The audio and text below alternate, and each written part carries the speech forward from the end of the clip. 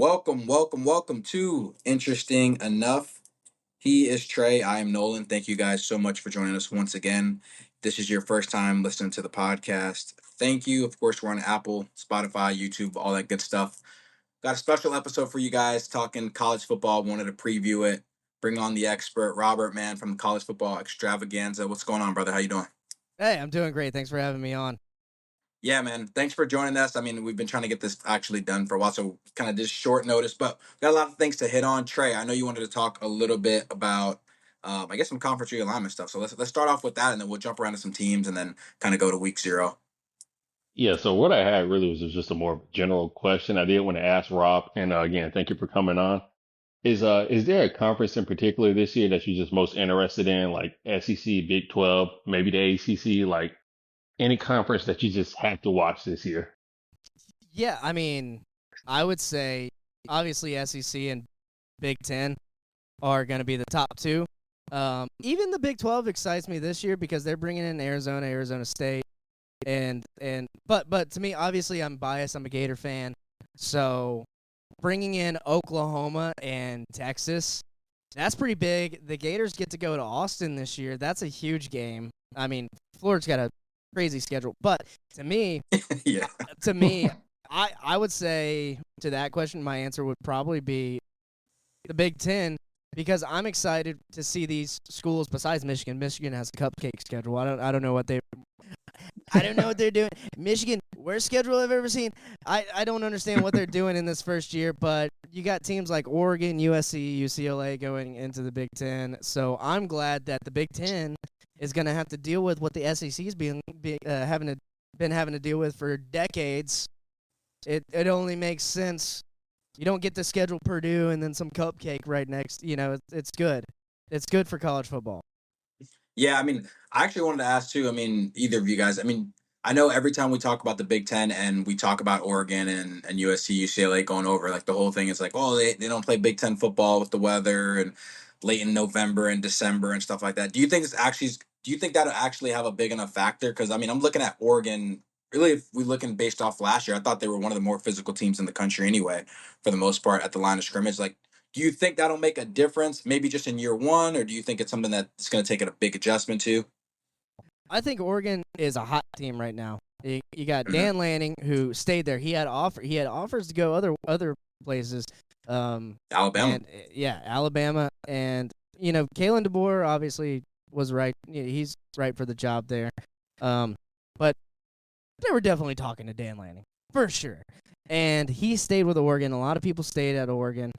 They open up with Idaho, then they go Boise State, then they got the Civil War, so they kept that. Even though Oregon State didn't go over to the Big Ten, they kept that rivalry game, which is as a college football tradition. I'm not a college football traditionalist. Oh, okay. I like all the changes that's going on, but I'm a rivalry traditionalist. I hate to see rivalries, especially in state, go away. So they kept it. It's earlier in the year, so they moved it up. So whatever you can do to keep that. The big game is in October against Ohio State. Other than that, Michigan State, Purdue, not really that big a deal. Illinois, not really that big a deal. Michigan, they lost a lot of guys, but still going to be good. So I'm only seeing, and I'm not going to count Washington out yet, even though they lost Kalen DeBoer and a lot of transfers because of And the coaching everyone change. also. Yeah. But I'm still not going to count Washington out because they made it to the playoffs last year, and so I don't want to say they're going to have a bad year this year, but Oregon is primed to be in the playoff. They got a couple games where it's like not a sure win. Other than that, you're looking at 9, 10, 11, 12 win season. Yeah, I mean, Trey, how do you see the Big Ten stacking up? I mean, do you think it's just the old guard? Like, I mean, we probably all expect Michigan to take small step back at minimum with Sharon Moore and stuff like that. And I'm gonna say Ohio State too. Ohio State, like that's Ohio State. Oregon might be game of the year material right there. No, it's going to be Ohio State, Michigan, because Ryan Day's playing for his job. I don't care what anybody tells me. If they lose to Michigan again, he has to win a national championship. So I think that's probably going to be one of the biggest, most anticipated games of the year, regardless of if Michigan has maybe 2 or 3 losses at that point. Yeah, and I don't even think you have. I mean, you do have to win the game for like the fans, right? Like the fans want that win because they've lost to Michigan the last like, three years, maybe. 3 years. Yeah, Three yeah, it's years. been 3 years. Yeah, Yeah, but they could still get it. They could if they beat everyone and then maybe lose to Oregon and Michigan. There's a way Ohio State's still in the playoff, and that's really all you. I mean, you're gonna fire a coach for making playoffs? Yes. I and think so Ohio State's one of those crazy places that would do that. I don't know. I don't know because the way they brought in transfers, they brought in Will Howard at quarterback. He killed it at Kansas State. If you've been playing the new college football 25 game, yeah, he's crazy. like they had to nerf Quinshon Judkins. He brought in Quinshon Judkins from Ole Miss. Dude, Ohio State's stacked. They got Ngwankin at wide receiver still. The defense was pretty stacked last year. I don't expect the defense to take a step back. I think Ohio State's they're up there. They're up there this year.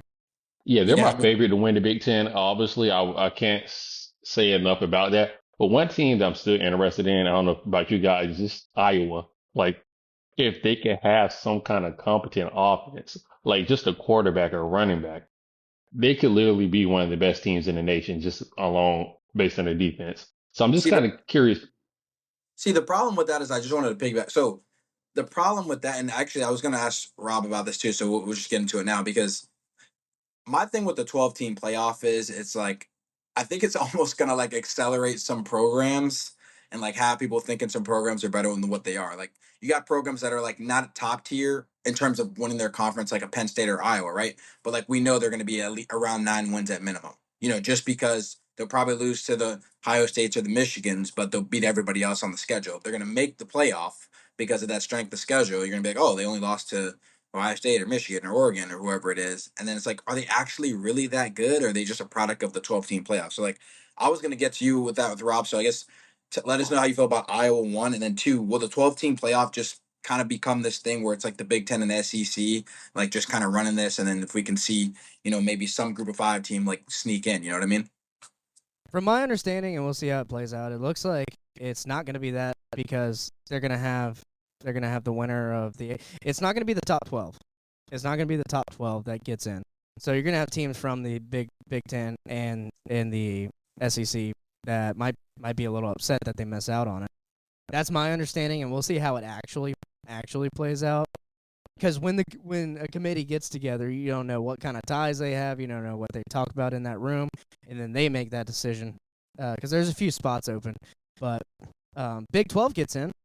And who's to say the Big 12's not competitive this year? To me, the Big 12 filled spots, and they've been filling spots. Like they brought in UCF, now they're bringing in Colorado again. Like that's an exciting conference to watch. Might not be SEC or Big 10, but they're there. ACC still has Clemson, still has Florida State, Miami, looking hopeful this year. So. You got a lot of teams there in the Big 12 and the ACC that might have a say in that top 12. And see, my only And issue Iowa, with Iowa, like it's gonna be the new offense coordinator's first year. Like Iowa, obviously, just defensive ball, defense, punt, wave at the cancer kids. Like that's what's going on at Iowa. I don't expect any kind of major offensive shift. I don't I don't know yeah, what they're you not want going me to be to all of a say sudden about run the air Iowa. raid. I mean, it's Yeah. not going to. This is just the identity of Iowa football. They Like, I should mean, have they had fired the Cade coach. McNamara, but I just don't know how good he's going to be. well, I mean, they've had talent on the offensive end. I mean, just ask all the tight ends in the NFL. I mean, they've had talent come through Iowa. It's just like it's just how they run their system. Like Robert said. I mean, new offensive coordinator. Maybe things change, but they're not putting up 40 points a game. I mean, that's not changing. And because like I did not expect you guys to ask about Iowa at all, but just because I haven't been keeping my ear close to the ground this offseason because I've had a lot going on this summer, but I did check out Iowa. I think it was like their spring practices or something, and McNamara was like throwing a lot of picks for Yeah, he whatever did. reason. So I'm like, that's not a good sign. It's a new offensive system, so we'll see. But don't expect don't expect to be. I'm gonna pull up their schedule. Don't expect to be world beaters as Iowa. You're gonna have a good defense. You're gonna have some corn-fed boys who know how to tackle, and really just get the offense fixed, and you're good. Well, Sometimes look, they'll pull something off. You know. I mean that's easier said than done. I mean, getting the offense done. But yeah, I hear what you're saying. I mean, well, Trey, to you, I mean, do you think what's the group of five team that you think can actually make a legitimate run if there is? Because I mean, like Rob said, I mean, the committee's saying that this isn't just going to be the Big Ten and SEC show. What they say and what they do can be two completely different things. But even at minimum, over half of the teams, even if it's 6 or 7 or 8, it's going to be probably within those two conferences. And then, do you see like a team upsetting the apple cart? I mean, are we talking about? I mean, it's not obviously not a Liberty or something like that, but what can realistically happen with these squads that will probably get in, but then can be faced with some 112 matchup against Georgia or something? Yeah. Listen, I'm gonna be honest with you. I kind of find it hard to believe that any Group of Five team this year will be able to make a run in the playoffs. But what I will say is going forward, let's say you have a team like Memphis, they can kind of build upon this and tell recruits that, hey, you can play in the biggest stage, even to Memphis, and we have a pathway to get into the playoffs, and we can be competitive there. So I do think like teams like Memphis and maybe USF, they could kind of really set the groundwork for being a team that's really competitive in the playoffs, maybe 5 years from now. But like this year, I don't Five see any years, G. we got the transfer portal. Five, I yo, we got to get Yeah, transfers I right can't see. now. I don't want to lie to you. I just don't see it. Like the Group of Five team that I see making like a possible playoff leap, like just a big run in it, will honestly be somebody at the Big 12. And I hate to call them Group of Five, but it feels like the ACC and the Big 12 really are just a Group of Five teams at this point, outside of the like Clemson's and Florida State. And if I had to pick a team, I think one team that everybody's kind of like sleeping on is UCF. I love Gus Malzahn, his offense, and they had KJ Jefferson down there. I really Yeah. think UCF can like shock the Big 12 because I just like Rob said, the Big 12 has the most parity and it's probably going to be the most interesting league, but it's not top heavy. So I think UCF could come in there this year, kind of upset the apple cart and kind of do like what Scott Frost did in the AAC, like in 2017 to 2018, where UCF won the quote unquote national title. I think they could have a run like that this year. Yeah. I think they may. I want to touch on UCF too because they have they got a Big 10, Big 12 schedule, and then they also play Florida, and I'm not sure what other out of state opponents they have on their schedule, but that's a schedule that if they do good, and they could beat Florida in the Swamp. Like if they do good, they could get a playoff spot, right? I think on the Group of Five though, one gets a spot. If like Liberty, Memphis, Tulane, and maybe Boise State, because like Boise State's still in the conversation. Because like as a kid growing up, you always remember the Fiesta Bowl against Oklahoma where they did the Statue of Liberty, the hook and ladder Statue of Liberty, and it was like, oh shit, there's a Don't forget the BCS Bowl. proposal. Yeah, But and the Oh proposal yeah. afterwards, yeah, cherry on top. But like you always want to see the Cinderella, so I think they will. You got 12 teams. I think they give one a chance. Liberty, I'm looking at this. This seems like gridironheroics.com has Liberty as the top Group of Five team because they return Keaton Salter. Keaton Salter threw for 2,800 yards last year with 32 touchdowns and 6 interceptions. That's a lot of touchdowns. Yeah. I mean, he's a versatile quarterback. He can run. Liberty returns him and a head coach. So I think they're the top team to get in the playoffs from the Group of Five. And the first year of the playoffs, I think you have to if they go undefeated, you kind of, or like maybe one loss, you kind of have to let them in. If that one I loss mean, is but did to we like see a the top bowl 10. game last year when Liberty played in the bowl game and just got absolutely destroyed? Like, I hate to be like this, but what's the point? Who'd Well, they play in the bowl game? I'm trying to remember. I think they uh, played Oregon, if I'm not mistaken. yeah, they played Oregon, which Oregon was already angry that they didn't get in Yeah, and they and stumped the lost to Washington. mud hole on them. So, like, Well, I hey, mean, go for listen, it. Let's see, the people were, yeah, AutoZone Liberty Bowl. hmm Is it? Was it the AutoZone Liberty Bowl? Let's see. No. Sorry, wrong one. yeah, no, it's all good. I mean, the thing with well, look, listen, I'm not a fan of the 12-team playoff. I think I've already expressed that. It's pretty obvious.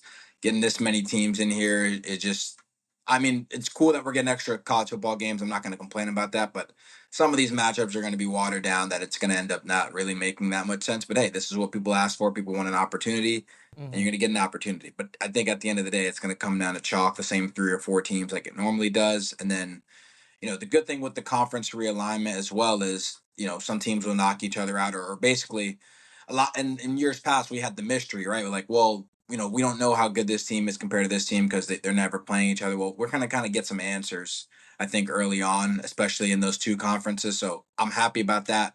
We'll get some bigger matchups.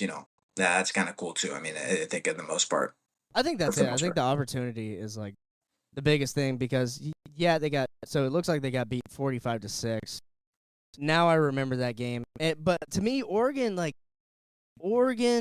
was one of the best teams in the nation last year. So if you're a I group of still five and feel you're like they hanging out, were a top 4 team last. I know they didn't actually like prove it, but like they were that good last yeah, year. No, They were you that can't good. lose to the same team twice and say you're a top 14. yeah, The thing is, I just felt like they were, and I know this is last year, so whatever, but yeah. I just felt like they were a bad matchup for like Washington was a bad matchup for them. I would say, like like just matchup wise, but I And you're talking still about thought two missed field goals. You're talking about two missed field goals also that true. made the game in the regular season. Yeah, Yeah. So I I mean, do you like 2017 when UCF beat Auburn. They were undefeated. They claimed the national championship. They're obviously not print the the best. shirts. Yeah, print the yeah. So that's the opportunity that I want to give a team. Like, who knows what they could be this year? You know, we're talking about Hmm. last year, and who knows what they could be this year? And you Yeah. got to give them that opportunity because, to me, Auburn beat Alabama that year. Alabama went to the national championship, and UCF beat. So there's an argument. There's an argument. It's open. You know. And Hmm. if I'm a fan of that team, I'm gonna say we are national. You didn't let us in. We're just like FSU. We didn't really play a bowl game. We're 13-0, Oh no, not no. not FSU played a bowl 13-1. game. I don't. They fielded a team. Yeah, Like they fielded a yeah. team, but. Yeah, listen, let's bounce around to a couple teams because I want to get your thoughts on them specifically. I know we talked about some conferences. Let's start with Alabama. I don't know, I said it like that. Let's start with Alabama for the most part. No, Kalen DeBoer. Alabama's right. Alabama's right. Yeah.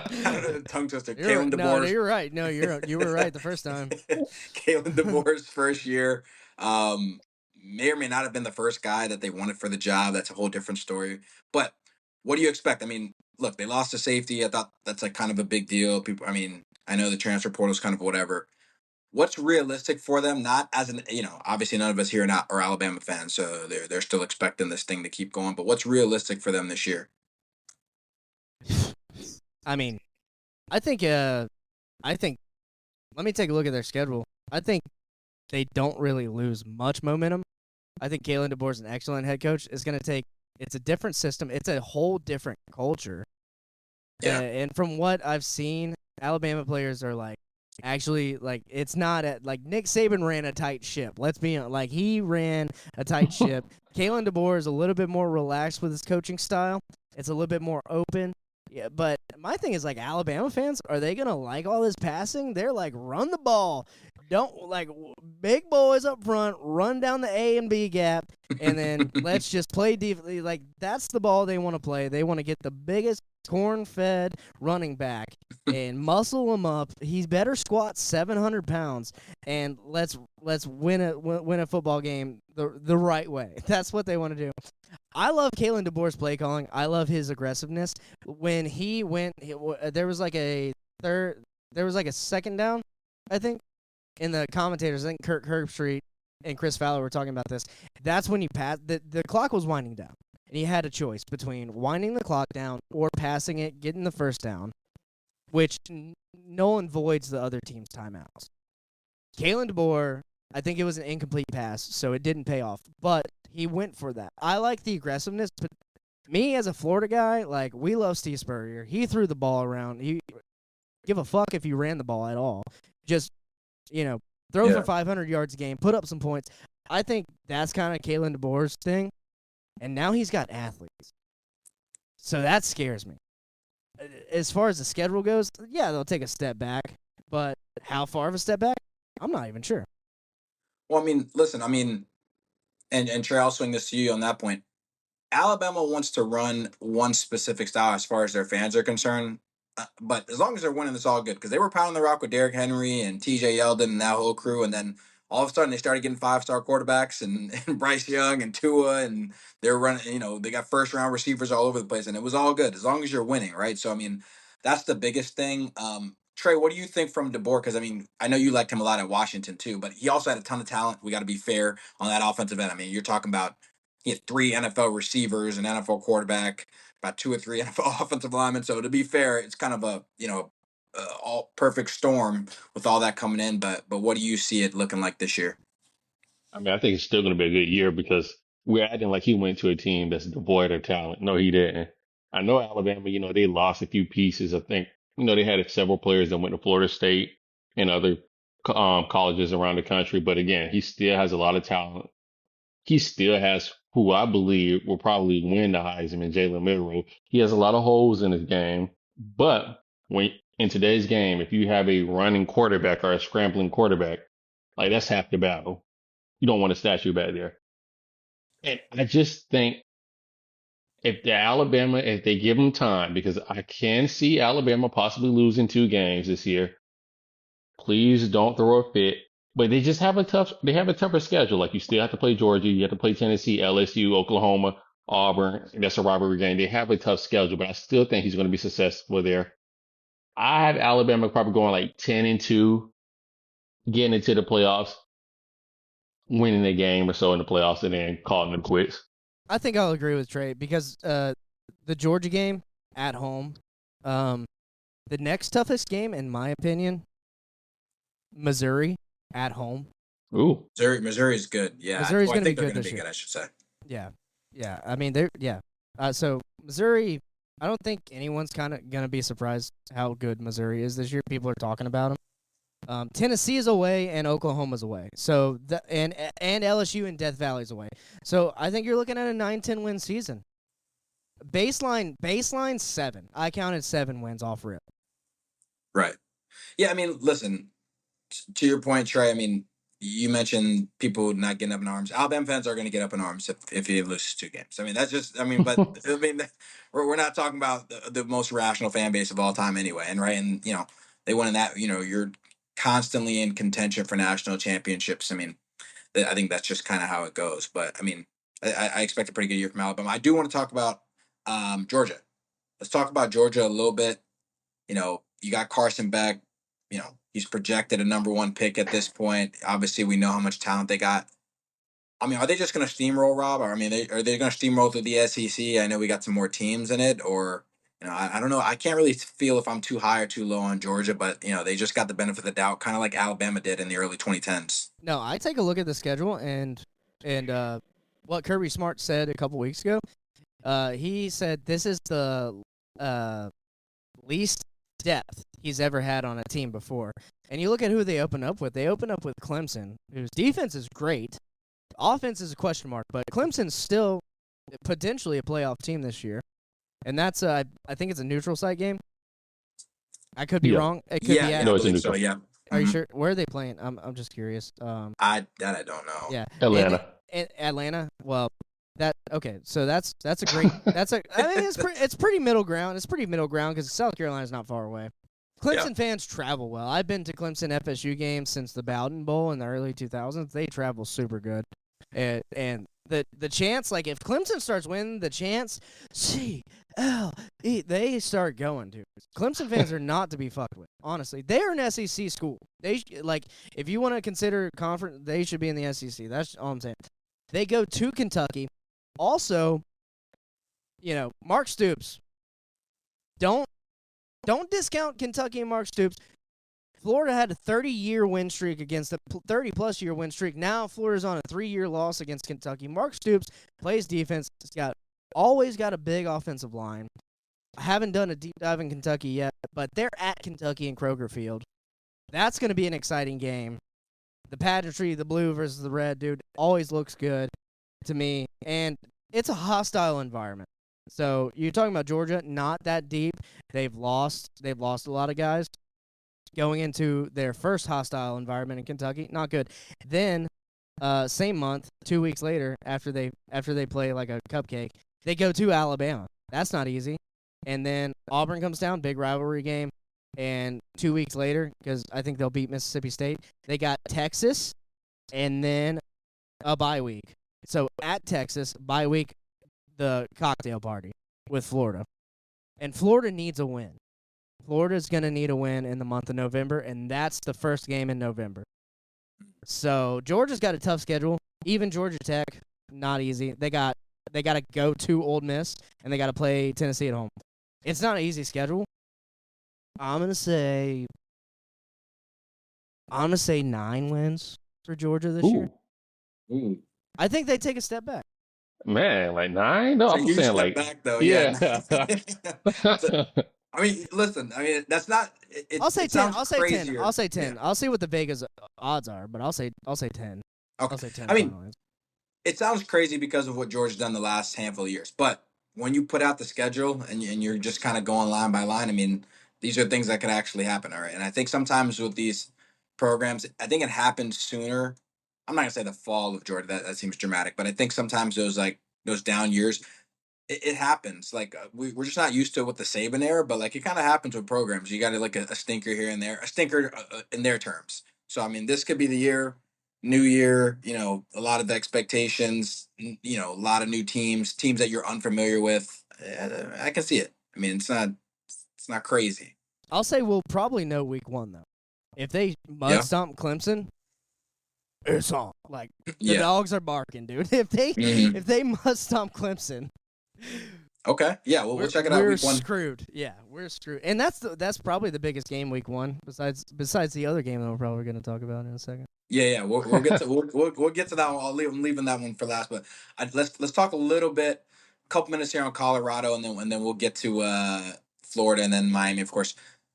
So how are we feeling about Colorado? I mean, Trey and I have talked about it a bunch throughout the year, even a little bit in the off season. I mean, what they finished with the 4 wins last year, got some transfers in, got some guys leaving. Colorado is a program, obviously, just with Dion there. It's just going to always be a bunch to talk about.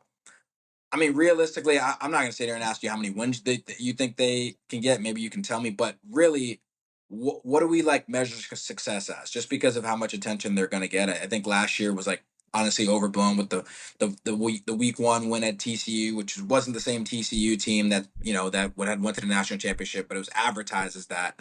Yeah. And then that game with Colorado State. Next thing you know, they're 3-0. They're ranked probably way too high. But so what do you think Colorado, like, realistically, what can they look like this year? Because I think we got to temper our expectations. Or the people that didn't, they definitely got to temper it after the way that year ended the last year. Yeah, they need to steal a couple of these wins from top ranked teams, and they got a tough schedule. Like they got a backloaded schedule. Their last 3 games: Utah, Kansas, and Oklahoma State. You got Ollie Gordon there in the last game, Oklahoma State. He's a Heisman contender already. Probably the best back in the country. Yeah. Yeah. So and Kansas, obviously, great team at Kansas. They're number 22 in the nation. So you got top 25 teams in your last month in November at Texas Tech in your first game in November. So that's never easy. Texas Tech is a hostile environment, but you do open up with North Dakota State at Nebraska. Nebraska's not a cakewalk either. And then you go to I think they're 1, 2, 3, 4, 5, 6. I think you get a 8-win season, and that's a win. Wow. If they got an 8-win season, that'd be incredible. Actually, Trey, if they got an 8-win season, Colorado fans are happy. To me, yeah. Trey, what do you think is realistic for them? I mean, as far as if you're a Colorado fan, if you're I don't know how many people are actually Colorado fans. A lot of people are just Dion fans, but like the Arizona game is the key here. That's going to be the fulcrum point of the season is that Arizona game because Arizona, a lot of players stayed, their coach left, and they said, "Fish, I don't care. We got a camaraderie here. We got a good thing going at Arizona. We're going to stay." And I loved Arizona last year. They were dogs. Yeah, and they won some. They won some games. So that on October 19th, that's going to be a fulcrum point in the Colorado season for me. Yeah, I think that first game is the North Dakota State small school. I know that FCS. Yo, they're the one. That's a good. No, Yeah, Yo, let's if see. people hey, aren't really oh, familiar with what okay. North Dakota State does, I mean, I know it's not an FBS Yeah, school. Like, they just put it to you this way: they got pros in the games you watch on Sundays. They got pros coming from that school. Okay, So okay, so bigger loss, Appalachian State, Michigan, or North Dakota State, Colorado here. If North Dakota State goes into Colorado and beats them week 1, not even so October 20 or August 29th. So that's that's on a a week and a half. Yeah. yeah, that's on a Thursday. Whoa. oh, Man, you're right. is that bigger? Is that on a Thursday? Wow. Yeah. Is that bigger than the App State, Michigan? No, because Michigan was still, they were still quote unquote Michigan at the time. Like he has a large presence, so we all are focused on Colorado, but Colorado is not a good team. You're 2 years talking you're ago, they talking won. the Mike Hart Michigan teams, though, that one? Like They, Um, I, when that upset happened? I think it was Lee. What's the name? no, In Lee, that's those not damn. no, yeah, Colorado that won a you're talking game about two you're years talking about the ago. Michigan Appalachian in '07, right? Oh seven. Yes. Yeah, yeah. No, that yeah, I'm with Trey. Yeah, go ahead, Trey. I'm with you. That Michigan team was still. I know they were on the back end of being Michigan, but Yeah, no. Yeah, but it was still, they had Lloyd a little bit Carr. there. Lloyd Carr was the coach of Michigan then. Yeah, Well, listen, let's not. and You they know, the had, ghosts of coaches past of Michigan. I mean, we don't want to talk about the Richard Rodriguez days. but they had like Mallet. They had Mario Manningham that year. It was a good Michigan team. So yeah, I think Yeah. Trey's right. But I'm just asking a question here because that's a big. Obviously, Yeah. North Dakota State is probably one of the best like FCS teams. So Like, I don't know why it you could would want to happen. schedule them. Like, if for an FCS team, I just First want to game, schedule. first game. Yeah, like Yeah, first first game game. against those guys are like that's Like, it's they're- a trap game, and like I'll tell you one thing: we're gonna Colorado's biggest weakness last year was their offensive line. They didn't have a lot of depth, but I think the offensive line was the biggest weakness. Oh yeah. North Dakota State is going to test that offensive line, and I think we're going to know real quick if this Colorado team can win 8 games like Rob predicted, or if they're going to fall on their face and No, no, no, maybe. no, no, no, no, no, no. I did not predict that. I said that would be a win for Colorado. That would be a happy point if they all right. got Well, that 8-win what do mark. you predict then? Yeah, what do you predict? I'll say Because they got 4 last year. let's just say they beat North Dakota State. They beat dude. This is hard because they got a trap game in North Dakota State, and then trap game Nebraska. Not even trap game. They're gonna be ready for it. Nebraska needs wins. Colorado State is a trap. Do you remember That's the a Colorado rivalry State game. from last Yeah, year? it's a rivalry game. Come on, we remember last year. That's a It was rivalry like game. 3 overtimes. Yes. And insane game. Baylor's never. I'll say they beat, but so 1, 2, 3, 4. Lose to UCF at UCF. They lose to UCF. Kansas State. They beat Kansas State. I say they lose to Arizona. Beat Cincinnati. Beat Texas Tech. I'll say 7. I'll say 7 and 5 just to be Okay. safe. Yeah, I think they're definitely getting more. I'm leaning if you were to give me if you were to give me over on like a 6, yeah, I'd probably still go under. But I mean, it's Oh. just. I mean, Oh, No, it's here's cool. the thing. That's Like cool. That's about fine. I could see because these games, they could drop one very easy. So I could see that happening. I'm because with I you. think what I have the overall. I think it's more like how I feel about the program, and the program feels like something I want to, jump on and jump around. But it's kind of like it doesn't feel like it has much substance. Which, by the way, they're not the only program that I feel like that way about. So I got to I got to be fair just to the landscape of college But football. Dion's gone. Dion's gone after his sons are gone. Well, yeah, I mean, she's got to get Travis and Shador You to think the so league. too? Yeah. Once Yeah, they're yeah. gone, you But- think so too? Oh, I definitely, I honestly, I got to see how the season yes. goes, but I definitely do think he's gone. Because here's the only thing, though. The only thing would be if he just had a not a very good season and he didn't really get an offer, from a school that he would, be an upgrade. That would be the only way I'd say he would stay. But if he wins 7 games, and let's just say for the sake of the example, I know we're gonna talk about him in a second, but a Florida or Miami, right?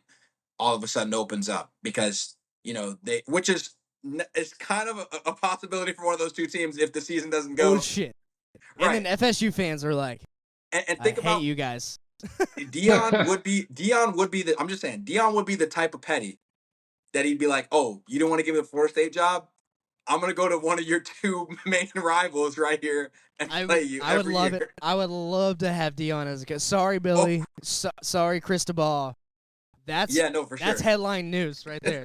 What are you talking about? To be fair, Trey's been on this for like about a year and a half. He already mentioned this in one of the two schools, so like I could definitely see a world where like it doesn't go well for one of the two schools, which is like again realistic.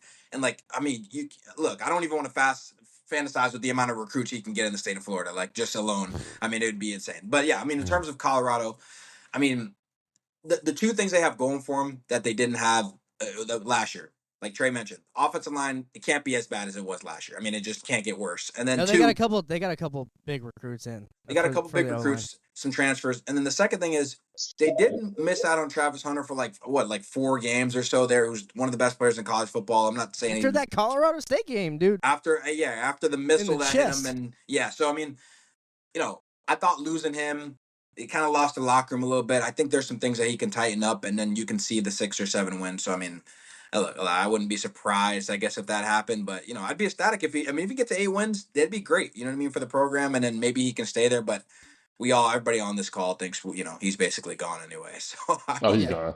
yeah, I I mean, don't think. he's looking like he's going to the NFL after this year. We'll see Yeah, what happens. Travis That is a O-line's top got 10 pick no matter what. yeah, that O-line has got, you're right, that O-line has got to protect him, though. He can't get injured. He gets injured, season's going downhill for Colorado because he is that much of a he is a playmaker. Yeah, I mean, I he's just Deion don't think Sanders' how son. much worse can it get. That's the thing. Like, it was so bad last year. He's just like running for his life. Though this schedule could go bad. This Yeah, schedule, just like Trey said, Trey, man, if you call that North Dakota State win, I owe you a drink or something because I would love to see. I'm a underdog guy. I would love to. And college football is underdog sport. I would love to see that happen. I don't want to see them have a losing season, though. I want to see Dion do good. I love to see Colorado doing good. I'd love to see that 7 or 8 wins. I mean, I like for Yeah. sure. I'd love to see them. And like you said, the big one I'll be tuned into. Like, can they go grab a win at Arizona? I mean, you know what I mean. I don't know if it's at Arizona, but if they can get a win versus Arizona, I mean, that would be like huge. They just got to get a couple marquee wins on their belt, and then I think you can see some things rolling. But let's talk. Let's talk about. Let's get to the game, man. Let's get to the Florida Miami game, week 1. Rob, you're a Florida fan, for those who don't know. So Trey and I What? talk enough about Miami, and we try to temper our expectations. You just kind of like gave us an insight to that schedule, and we know how daunting it is for Florida. So before you get into the actual game specific, how are you feeling about the squad going into the year? I know the schedule's tough, but just how you feeling about the squad? I'm feeling good about the squad. The offensive line still has questions, and that was the main. I guess that was the weak point for us last year was the offensive line. So we got a lot of depth though. A lot of the most unlike Georgia, the most depth that Florida's ever had, I would say, at every single position. Mm. If they can stay healthy in these next few weeks, obviously Montrell Johnson, our first string running back, he's got a tweak in his ACL. So he might not play. He might be good to go, but still, you got 2 4-star freshmen, and you got Cam Carroll and Trayon Webb, who are, I think they're faster than Montrell, bigger. So Billy likes to run the ball. He likes to run a lot of off play action. We have yet to see what kind of packages he gets with DJ Lagway in. DJ Lagway is going to be like 2-3 years in college football, then he's out off to the NFL. He's a 5-star. He's going to be like Tim Tebow. He's bigger than Tim Tebow was as a senior right now. Like that guy's a beast. Now on the opposite side, Cam Ward from Miami, he's a beast. He's going to be running, and the defense is a main big concern for Florida.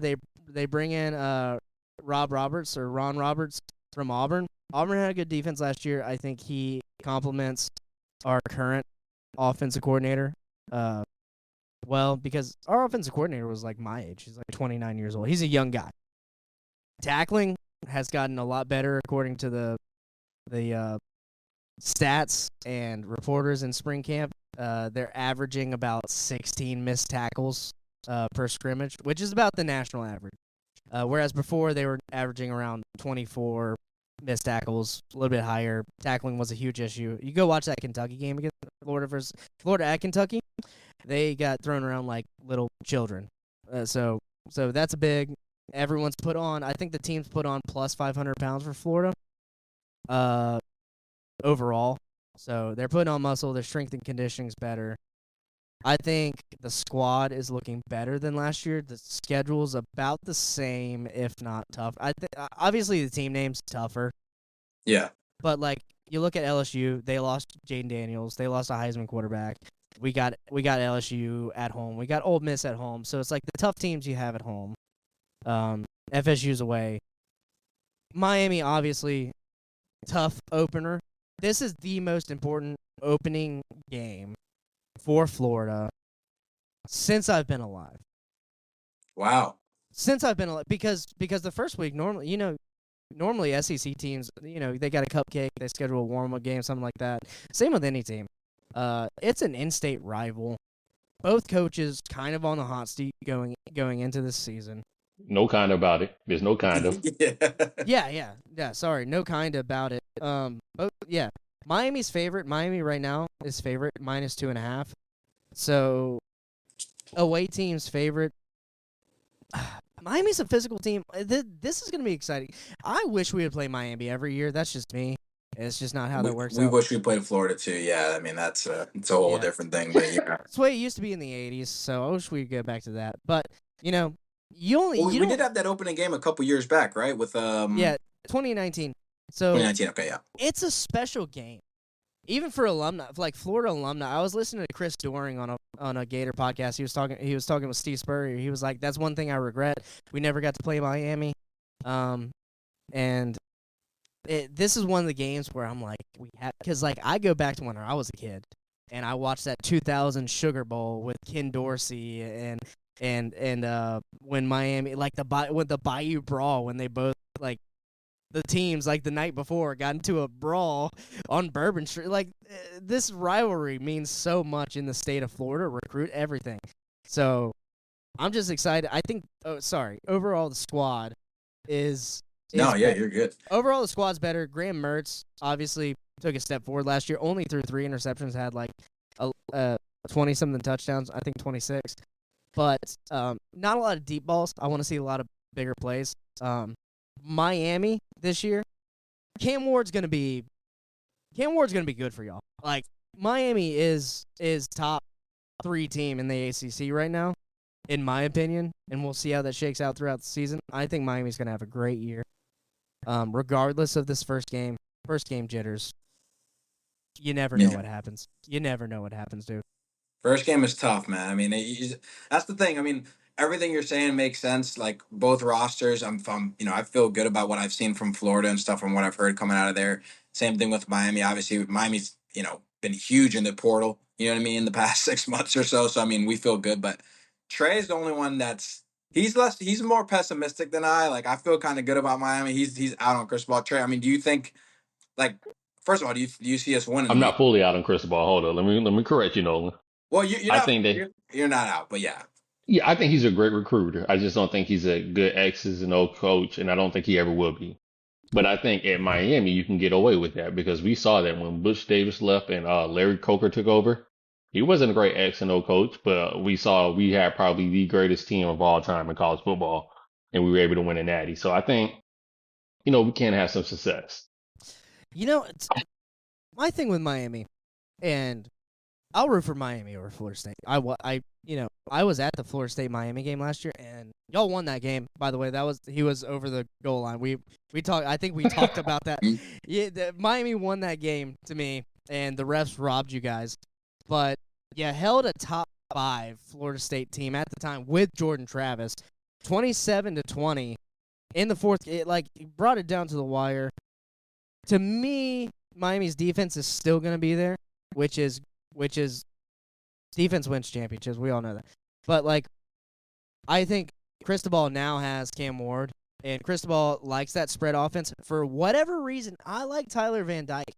Tyler Van Dyke just was not producing last year. Like in the Florida State game, they switched him out for the backup, and I think he played. I think he was a Tate here in Pensacola. I think he went to Tate or Milton or something Yeah, like so that. the backup started, and he actually only TVD only came in because he got hurt on that Yeah. that third down or whatever what he was Now the rushing for. backup's good. What's the backup's name again?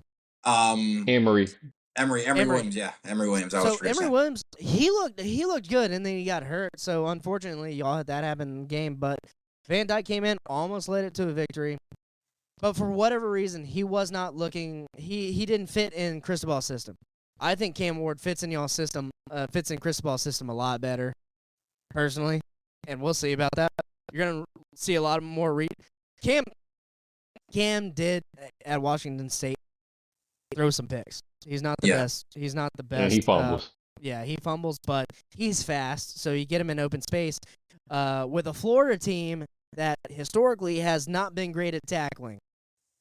And it's the first game of the season, so what's usually bad the first week, first few weeks, Tackling. Yeah, tackling's physicality usually and bad tackling, yeah. because you're trying to avoid injuries. You're not, going full.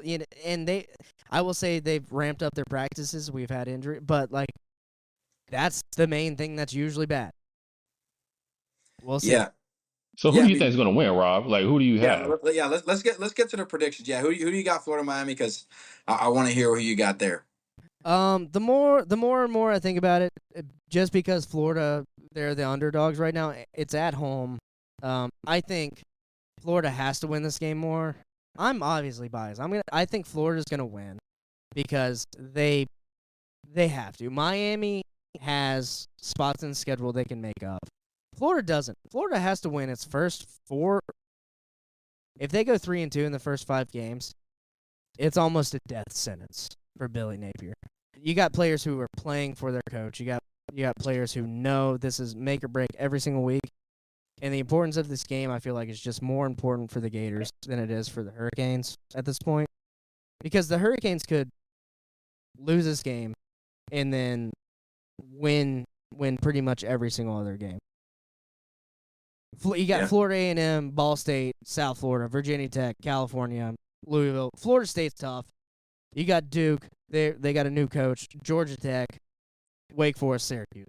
Miami could lose this game and go undefeated and still wind up in the playoffs. Yeah, I agree with that. Trey, what do you got predictions for the game?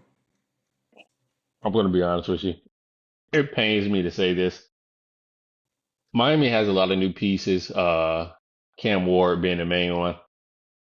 I'm going to go with Rob. I think that Florida ekes out like a 3-point victory. And I'm hoping for the sake of Miami, because you and I, we both know this, Nolan. When we lose, we just start losing. It's like we get on a roll and we just can't stop. No, So I'm hoping, it does get rolling. Yeah. yeah, it gets rolling. So I'm just hoping that the momentum can kind of turn itself around. And like Rob said, maybe we only have one more loss in the season. I think Florida State, if I was to pick right now, I would have them favored it. But I mean, we can still win a game. It's still close enough to be a toss up. So I do have you up for winning by like 3. That's what I was Yeah. going to say. I was going to say 24-21 Florida. Yeah, I think that's probably accurate either way. Like whichever team wins. I agree with what Rob said in terms of Florida needing to win more. I think that's 100% correct. Just because of how daunting that schedule is, it would be a massive, like if they got that win, I mean, you're feeling really good. You want to know, you already know you got a tough schedule, you got some momentum. If you don't get that win and you lost at home, although Miami's supposed to be, is a good team, it's just deflating. Miami, it's not the end of the world. Yeah, as fans, you want to beat Florida. It feels, in-state rivalry type of deal, but if they lose that game, I mean, they can still go on a roll here, and you look up, they're 6-1 or whatever it is going into into the meat of that schedule. The new pieces thing is huge though. I mean, with Cam Ward, I think it was huge getting Damian Martinez, and a lot of people don't know about him on the East Coast, but he's one of the best backs in the country. They got him. Cristobal has really rebuilt that offensive line, right? That's the thing that he's been preaching. So I, the only thing I can see derailing some parts of the season is, besides like injuries and the basic stuff, I don't want Cam Ward to feel like he's got to go and do the hero ball situation, right? Like, I've heard a lot of the things at camp. He's been really, really good, but they've got a great O line. You got 5 stars on that O line. You got Damian Martinez. Martinez is an excellent running back. You had a true freshman Mark Fletcher last year was really, really good. I mean, I would like to see them lean on those guys, kind of the opposite of what we were talking about earlier with the throwing. I'd like to see them just, to run it and pound it and rely on that defense and take your shots when you can. But I don't think they're as talented on the outside as they have been in some years past in some of the Miami teams. But they got some guys. But that's I think the path for them to beat Florida and then just to beat a lot of these teams. Like when they start getting to Florida State and Clemson and stuff like that, if you can kind of the Michigan way, it's not totally that way, but you know what I mean? It's kind of like in that vein where you just kind of, just being more physical. Hmm. Yeah, I mean, O-line, O-line being a strength is good because Florida's defense is still a question mark. So if Miami's O-line starts to push Florida around and out physical Florida, you're gonna know within the first 2 quarters, maybe within the first quarter, how the game's gonna go. Yeah. No, I absolutely. think so. So if they start pushing them around now, and Florida has a key injury at defensive line, Lyons was starting D tackle. He's now out for the season. He had a I think a broken tibia, or it might have been a torn ACL, but he's out for the season. They do replace him with a number of guys and big old no, Cam Jackson was in there. I forgot who our I don't know why I'm blanking on his name. Probably because I'm 5 drinks in. But big old 420-pound dude who has lost weight. He's now down to 3-something, I think. We'll just see how long he can play. Not Desmond Howard. He's He's on TV. Yeah, but yes. yeah. Desmond Watson. Desmond Watson. Desmond Watson was the dude they made the memes out of that he stripped the ball from Spencer Rattler and he was running with it for 2 yards. Oh yeah, I always think of him. He's like the big dude, but he wears like a running back number, which is always just kind of like funny to me. But yeah, wears like a number like in the 20s or something like that. And it's like he's Florida's Mount Cody. He just can't play because he needs an inhaler or something to make it past a drive. But dude's 400 pounds, so he's gonna be nose tackle. I would build my whole okay. This is my issue with Florida's defense. I would build my whole defense around him. I'd say we're running 3-4. He's nose tackle. You got 3 guys on him, and then we got 2 of our other DNs on. I don't know. I'm not Austin. I'm not our defensive coordinator. I'm saying you got a 400-pound defensive lineman. Make him work. I don't know. make it work somehow. Right. Well, listen, man, Rob. Thanks for coming on with us, man. I mean, we got to do this again for sure. I mean, we'll tap in throughout the college football season as well. And once we get some dubs, good luck on you guys on the game. And we're going to be against each other for a week, but it's all good. We'll be cheering for Florida as well, man. Again, thank everybody so much for kind of reaching out to us and joining us. I know people love when we do the college football content, so we were kind of happy to get this done. And Trey, man, I'll swing it to you. Yeah, and real quick, I just want to swing it to Rob. Go ahead and plug yourself because Yeah, you have a plug lot of yourself. Yeah. podcasts. Yeah, go ahead and Rob's plug got the yourself. comedy going on. You got a bunch going on, man. Let's hear it. Yeah, man, last week, so if any of you guys like comedy, I was able to do a minute Kill Tony style for Kill Tony Hall of Famer David Lucas. He took a piss during my set, which wasn't the best, but literally took a piss and then came back. But we were able to roast each other, so that was good. That was funny. We got some good content out of that. So R Vincent at R Vincent Comedy, I do stand-up comedy, and at Real Swampcast for everything. We do politics. We do college football. At College Football Extravaganza is going to be on the Swampcast Network this year. We just got monetized on our YouTube, so we're trying to grow that channel. And so that's where I'm doing the college football stuff. And, if you like politics and stand-up comedy too, that's where you can follow me. Even better. Right on, man. Thank you, man. I appreciate it. Go ahead, Trey. Hey, right on, man. Thank you again for coming, Rob. Really do appreciate it. But to all the listeners, again, you know where to check us out at Apple Podcasts, Spotify. We're on all the major platforms. But until next week, peace.